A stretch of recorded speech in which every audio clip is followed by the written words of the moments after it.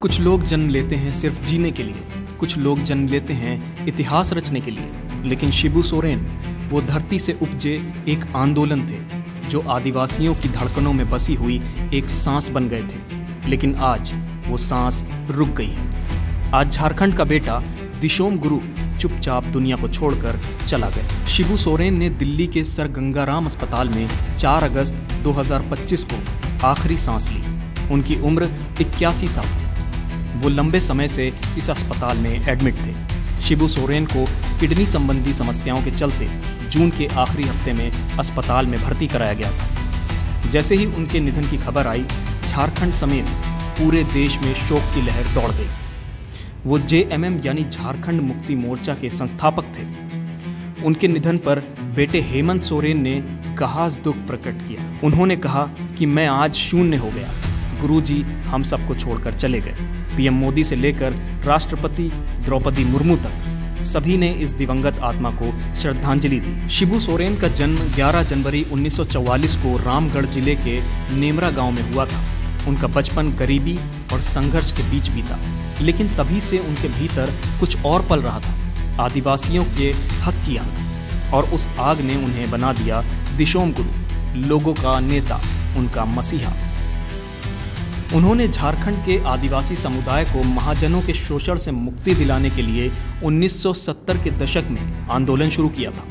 उनके पिता सोबरन मांझी की हत्या ने उन्हें सामाजिक और राजनीतिक संघर्ष की राह पर ला खड़ा किया। साल 1973 में उन्होंने JMM की स्थापना की। JMM यानी झारखंड मुक्ति मोर्चा। ये कोई पार्टी नहीं थी, ये एक चीख थी उन खामोश हो चुके लोगों की, जिनकी ज़मीन छीन ली गई थी, जिनकी पहचान मिटाई जा रही थी। उन्होंने ज़मीन, जंगल और जल के हक में खदानों की कालिक से लड़ाई छेड़ी। इसके बाद उन्होंने झारखंड को अलग राज्य बनाने के लिए दशकों तक संघर्ष किया।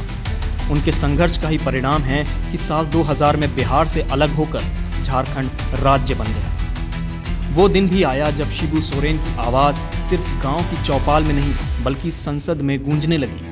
उन्होंने भारत सरकार के सामने आदिवासी समाज की आत्मा रख दी। वरिष्ठ आदिवासी नेता शिबू सोरेन ने 38 वर्षों से अधिक समय तक झारखंड मुक्ति मोर्चा का नेतृत्व किया। झारखंड राज्य के लिए उन्होंने लंबे समय तक आंदोलन चलाया और 3 बार झारखंड के मुख्यमंत्री रहे। हर बार विवादों और संघर्षों के बीच से निकले।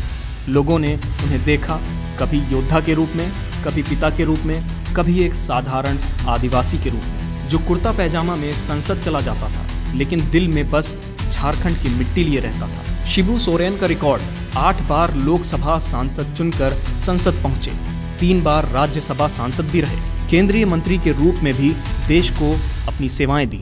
झारखंड की राजनीति के वे सबसे बड़ी शख्सियत रहे और देश की सियासत में भी उनका बोलबाला रहा। वक्त गुजरता गया। दिशोम गुरु अब राजनीति में एक पिता का रूप ले चुके थे, अपने बेटे हेमंत को विरासत सौंपते हुए। लेकिन उनके चेहरे पर आजीवन वही तेज रहा, संघर्ष की लकीरें, विचारों की दृढ़ता। आज जब शिबू सोरेन हमारे बीच नहीं हैं, तो लगता है जैसे झारखंड की आत्मा मौन हो गई हो, जैसे किसी पिता की छाया अब उठ गई हो, जैसे किसी जंग के सेनापति ने अपनी तलवार जमीन पर रख दी। वो चले गए, लेकिन उनकी आवाज़, उनके सपने, उनका संघर्ष झारखंड की हर नदी, हर जंगल, हर इंसान में जिंदा रहेगा। क्योंकि शिबू सोरेन एक नाम नहीं थे, वो एक युग थे। झारखंड का ये बेटा भले आज खामोश हो गया, लेकिन उसकी गूंज आने वाली सदियों तक सुनाई देगी। दिशोम गुरु, झारखंड आपको सलाम करता है।